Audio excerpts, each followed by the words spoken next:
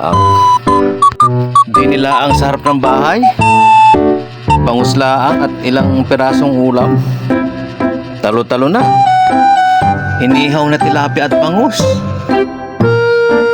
Maging si Budito ay nakikipagbaka na rin. Ay siya napagana rin nilang kumain.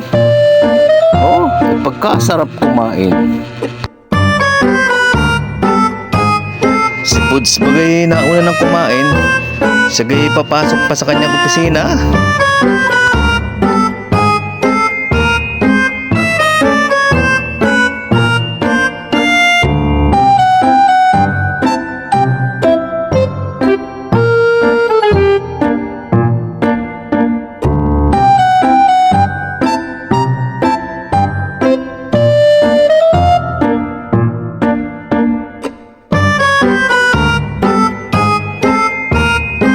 Sabi nila, sa labas daw kami kakain. Ay siya, ano na nga, hindi na nila kami sa labas. Sa labas ko ng bahay.